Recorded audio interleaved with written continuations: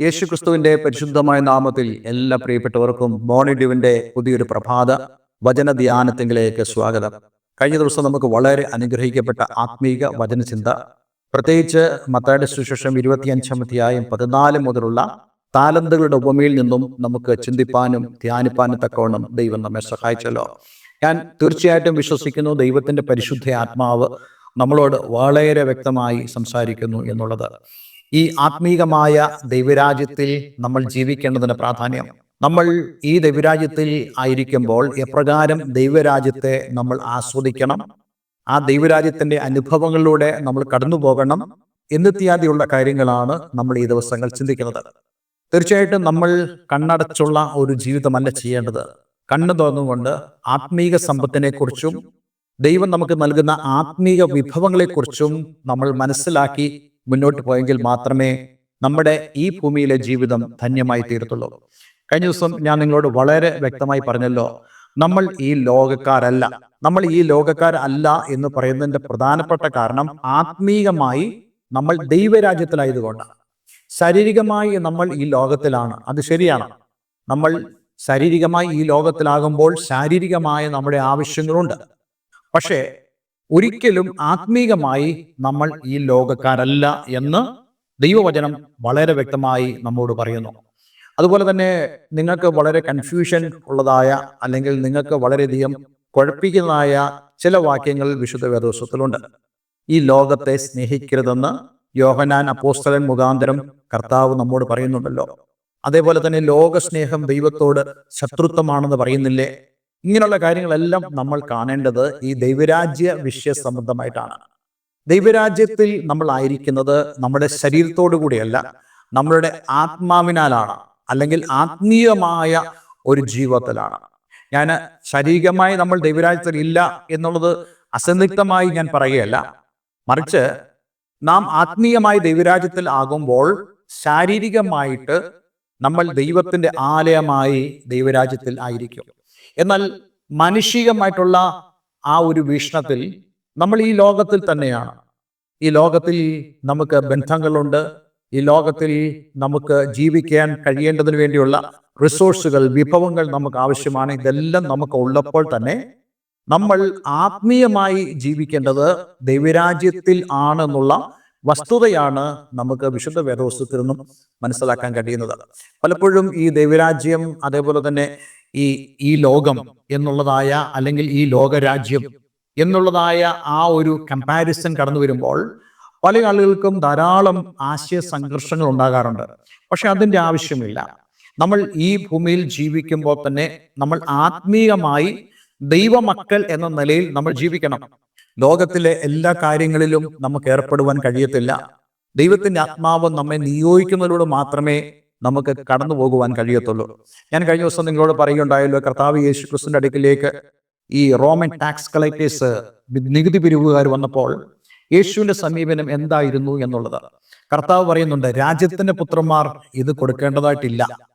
അത് യേശുക്രിസ്തു പറയുന്നത് അല്പം നമുക്ക് വിവാദമാകേണ്ട ഒരു വിഷയമാക്കാം എങ്കിൽ തന്നെയും യേശുക്രിസ്തു പറഞ്ഞതിൽ വലിയൊരു കാര്യം നമുക്ക് പഠിക്കുവാനുണ്ട്.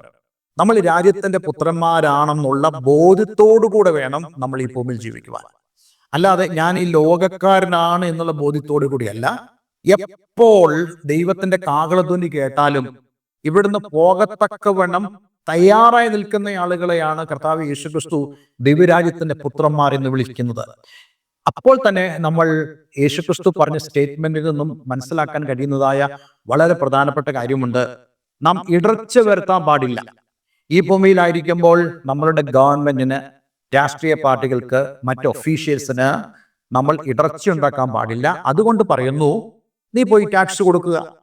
അതിനുള്ള അത്ഭുതത്തിന്റെ വഴി കർത്താവ് യേശുക്രിസ്തു ശിഷ്യനെ അയച്ച് ആ വഴി തുറന്നെടുത്ത് ആ ടാക്സ് കൊടുത്തതായിട്ട് നമുക്ക് കാണാൻ കഴിയുന്നുണ്ട്.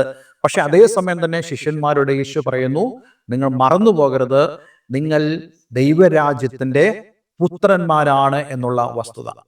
ഇന്ന് ഈ ഭൂമിയിൽ നമ്മളായിരിക്കുമ്പോൾ നമ്മൾ ദൈവരാജ്യത്തിന്റെ പുത്രന്മാരാണെന്നുള്ള ആ ഒരു ചിന്തയിൽ നമ്മൾ ജീവിച്ചെങ്കിൽ മാത്രമേ ആത്മീകമായി നമുക്ക് ഭൂമിയിൽ വളരെ ഫലപ്രദമായി ജീവിക്കാൻ കഴിയത്തുള്ളൂ.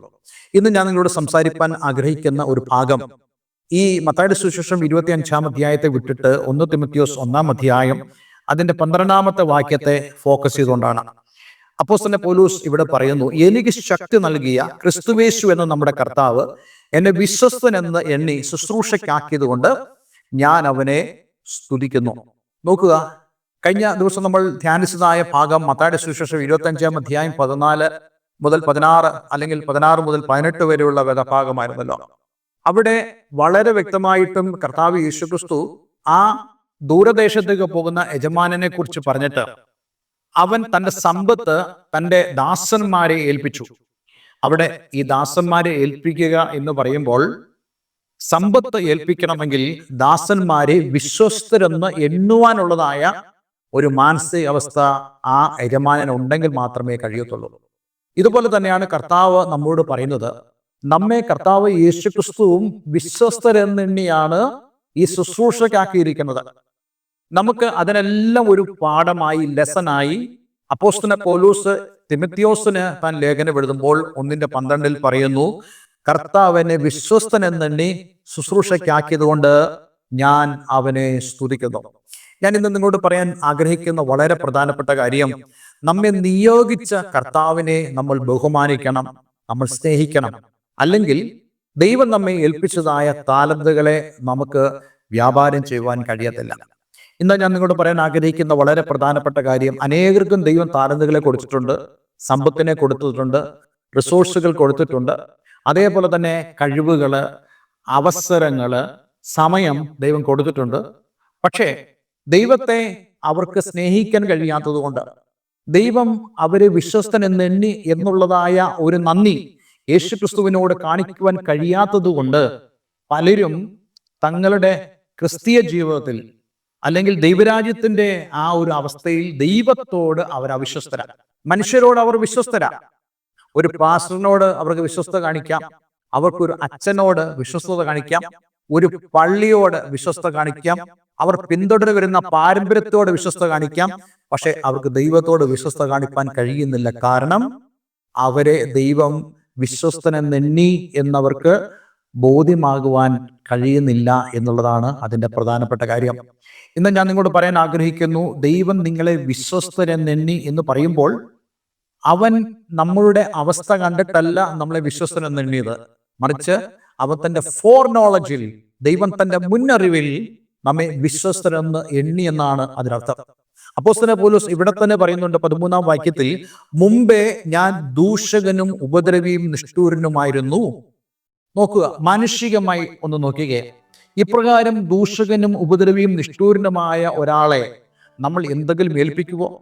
അഥവാ അദ്ദേഹം ദൈവസ്ഥനിലേക്ക് വന്നെങ്കിൽ പോലും അപ്പോസ്തലൻ പൗലോസ് ദൈവസ്ഥാനത്തിലേക്ക് വന്നപ്പോൾ അന്നുള്ള ശിഷ്യന്മാരെല്ലാം ഒഴുകി മാറി, ഭയപ്പെട്ടു പോയി എന്ന് പറയുന്ന പോലെ ഇപ്രകാരമുള്ള ഒരു ചരിത്രമുള്ള ആളുകൾക്ക് ഈ ലോകം ഒരിക്കലും വില കൽപ്പിക്കുകയോ അവരെ ഒന്നും ഏൽപ്പിക്കുകയോ ചെയ്യത്തില്ല. പക്ഷേ ദൈവം നമ്മോട് ഇടപെടുന്നത് തൻ്റെ ഫോർ നോളജിലാണ്, തൻ്റെ മുന്നറിവിലാണ് എന്നുള്ള വസ്തുത നമ്മൾ മറന്നു പോകരുത്. അതുകൊണ്ട് ഇന്നെ കേൾക്കുന്ന പ്രിയമുള്ളവരെ, മനുഷ്യനോട് സമീപിക്കുന്ന പോലെ നമ്മൾ ദൈവത്തെ സമീപിക്കരുത്. മനുഷ്യനെ കുറിച്ച് നമുക്ക് പൊതുവെ ഒരു ധാരണയുണ്ട്, അവൻ ഇങ്ങനെയാണ് അല്ലെങ്കിൽ അവൾ ഇങ്ങനെയാണ് എന്നുള്ള ധാരണ. ഒരിക്കലും ദൈവത്തെക്കുറിച്ച് നമുക്കത് പാടില്ല. കാരണം ദൈവം വിശുദ്ധനാണ്, ദൈവം നീതിമാനാണ്, ദൈവം പ്രവർത്തിക്കുന്നത് തൻ്റെ മുന്നറിവിലാണ് എന്നുള്ള വസ്തുത നമ്മുടെ മനസ്സിൽ വെച്ച് വേണം ദൈവത്തോട് നമ്മൾ സ്നേഹവും ബഹുമാനവും കാണിക്കുവാൻ. ഇന്ന് എൻ്റെ അവസ്ഥ പരിതാപകരമായിരിക്കാം, ഇന്നെൻ്റെ അവസ്ഥ ഒരിക്കലും എൻ്റെ വിളിക്ക് ചേർന്നതായ ഒരു അവസ്ഥയായിരിക്കില്ല. പക്ഷേ ദൈവം തൻ്റെ മുന്നറിവിൽ എന്നെ വിളിച്ചതോർത്ത് അപ്പോസ്തലൻ പൗലോസിനെ പോലെ നമുക്ക് പറയാൻ സാധിക്കണം, ഞാൻ അതിനായി കർത്താവിന് സ്തോത്രം ചെയ്യുന്നു. ഈ താലന്തുകളുടെ ഉപമയിൽ ആ 3 പേരെ ദൈവം വിശ്വസ്തരെന്ന് എണ്ണുന്നു എന്നുള്ള ഒരു ദൂത്, ഒരു സന്ദേശം അവിടെയുണ്ട്. ഇന്ന് ഞാൻ നിങ്ങളോടൊക്കെ പറയാൻ ആഗ്രഹിക്കുന്നു, ദൈവം നിങ്ങളെ വിശ്വസ്തരെന്ന് എണ്ണിയതുകൊണ്ടാണ് ദൈവം നിങ്ങൾക്ക് ആത്മീയമായ കഴിവുകൾ, അതേ താലന്തുകൾ, നിങ്ങൾക്ക് ദൈവം തരുന്നതായ അവസരങ്ങൾ, ഇതെല്ലാം നൽകുന്നത് ദൈവം നിങ്ങളെ വിശ്വസ്തരെന്ന് എണ്ണുന്നത് കൊണ്ടാണ്. പക്ഷെ പകരം നിങ്ങൾ എന്ത് ദൈവത്തിന് കൊടുക്കും? അവനെ ബഹുമാനിപ്പാൻ കഴിയുന്നുണ്ടോ? അവനെ സ്നേഹിക്കുവാൻ കഴിയുന്നുണ്ടോ? അവനെ സ്തുതിക്കുവാൻ കഴിയുന്നുണ്ടോ? അങ്ങനെയെങ്കിൽ മാത്രമേ നമുക്ക് ലഭിച്ച റിസോഴ്സുകളെ നമുക്ക് വ്യാപാരം ചെയ്യുവാൻ കഴിയത്തുള്ളൂ. ഈ ഒരു കാര്യം ഈ മത്തായിയുടെ സുവിശേഷം 25-ാം അധ്യായം 14 മുതലുള്ള വാക്യങ്ങളിൽ വളരെ അന്തർലീനമായിട്ടുണ്ട്. ദൈവത്തെ സ്നേഹിക്കുക, ദൈവത്തെ ബഹുമാനിക്കുക, ദൈവത്തെ സ്തുതിക്കുക, അല്ലെങ്കിൽ ദൈവത്തെ ആരാധിക്കുക. അങ്ങനെയുള്ളവർക്ക് ദൈവം ഏൽപ്പിച്ച താലന്തുകളെ, കഴിവുകളെ അവർക്ക് വ്യാപാരം ചെയ്യാനും, അതേപോലെ തന്നെ എല്ലാം ഭംഗിയോടെ ചെയ്ത്, എല്ലാം വളരെ നന്നായി ചെയ്ത് ഒരു പ്രതിഫലത്തിന് വേണ്ടി കാത്തിരിക്കുവാൻ, അതേ യജമാനൻ മടങ്ങി വരുന്നതിന് വേണ്ടി കാത്തിരിക്കുവാൻ നമുക്ക് സാധിക്കും. യേശുക്രിസ്തുവിൻ്റെ വരവിന് വേണ്ടി കാത്തിരിക്കുന്നവർ അപ്രകാരമുള്ളവരാണെന്ന് ഉള്ള തിരിച്ചറിവ് നമുക്കുണ്ടായിരിക്കണം. ആ ഗണത്തിൽ നമ്മൾ ഓരോരുത്തരും ഉൾപ്പെടുവാൻ നമുക്ക് നമ്മെ തന്നെ ദൈവകരങ്ങളിലേക്ക് സമർപ്പിക്കാം. ധാരാളം കാര്യങ്ങൾ എനിക്ക് പറയാനുണ്ടെങ്കിലും സമയത്തിൻ്റെ കുറവുകൊണ്ട് ഞാനത് പറയുന്നില്ല. പിന്നീട് ഏതെങ്കിലും സമയങ്ങളിൽ നമുക്ക് കൂടുതൽ ദൈവവചന ഭാഗം ഇത് സംബന്ധിച്ച് ചിന്തിക്കുവാൻ കഴിയും. ഇന്നത്തെ വചനത്തിന് മുമ്പാകെ നമുക്ക് നമ്മെ തന്നെ ഒന്ന് സമർപ്പിക്കാം. അതെ, ദൈവം നമ്മെ വിശ്വസ്തരെന്ന് എണ്ണി എന്നുള്ളത് എത്രയോ മനോഹരമായ ഒരു വലിയ അറിവാണ്. ദൈവം നമുക്ക് നൽകിയ വലിയ സ്നേഹമാണ്. അതിന് തിരിച്ച് നമുക്ക് ദൈവത്തിന് എന്തു കൊടുക്കുവാൻ കഴിയും? അതിനുവേണ്ടിയുള്ള ഒരു സമർപ്പണവും പ്രാർത്ഥനയും ഇന്ന് നമ്മുടെ ജീവിതത്തിൽ ഉണ്ടാകട്ടെ. ഒരു നിമിഷം നമുക്ക് പ്രാർത്ഥിക്കാം. സ്വർഗീയ പിതാവേ, ഞങ്ങളുടെ കഴിവല്ല, ഞങ്ങളുടെ ശ്രേഷ്ഠതയല്ല ദൈവമേ, നിൻ്റെ ഫോർനോളജിൽ, നിൻ്റെ മുന്നറിവിൽ നീ ഞങ്ങളെ കാണുകയും ഞങ്ങൾ എന്തായി തീരുമെന്നുള്ളതിനെക്കുറിച്ച് അങ്ങേക്ക് അറിയുകയും ചെയ്യാമല്ലോ. അപ്രകാരം ഞങ്ങളെ സ്നേഹിക്കുന്നതായ ഒരു ദൈവത്തെ ബഹുമാനിപ്പാനും സ്നേഹിപ്പാനും ആരാധിപ്പാനും ഞങ്ങളെ ഇടയാക്കുകയും നീ ഞങ്ങൾക്ക് തന്ന താലന്തുകളെ, കഴിവുകളെ വ്യാപാരം ചെയ്ത് നല്ല യജമാനായ കർത്താവ് മടങ്ങി വരുമ്പോൾ ഞങ്ങൾ കണക്ക് കൊടുക്കേണ്ടി വരുമെന്നുള്ള ആ വലിയ അറിവിനാൽ ജീവിപ്പാൻ തക്കോണം ഞങ്ങളെ സഹായിക്കണമേ. ഈ വചനം കേൾക്കുന്ന ഏവരെയും ഞാൻ യേശുവിൻ്റെ നാമത്തിൽ അനുഗ്രഹിക്കുന്നു. പ്രാർത്ഥന കേട്ടതിന് നന്ദി. യേശു ക്രിസ്തുവിൻ നാമത്തിൽ തന്നെ. ആമേൻ, ആമേൻ. ഇന്നത്തെ വേദവചനം നിങ്ങളുടെ ജീവിതത്തിൽ വളരെ അനുഗ്രഹമായി തീർന്നു എന്ന് ഞാൻ വിശ്വസിക്കുന്നു. ഈ സ്ക്രീനിൽ കാണുന്ന ഫോൺ നമ്പറുകളിൽ ഞങ്ങളെ വിളിക്കുക. നിങ്ങൾക്ക് ആത്മീയമായ കൂട്ടായ്മയ്ക്ക് താല്പര്യമുണ്ടെങ്കിൽ അതിനും ഞങ്ങളെ വിളിക്കാവുന്നതാണ്. കൂടുതൽ ദൈവവചന ഭാഗം പഠിക്കുവാൻ നിങ്ങൾക്ക് താല്പര്യമുണ്ടെങ്കിൽ അതിനും ഞങ്ങളെ വിളിക്കാവുന്നതാണ്. നമുക്ക് ഒരുമിച്ച് പ്രാർത്ഥിക്കാം. എല്ലാവരും ദൈവം അനുഗ്രഹിക്കട്ടെ. Have A nice day. God bless you all.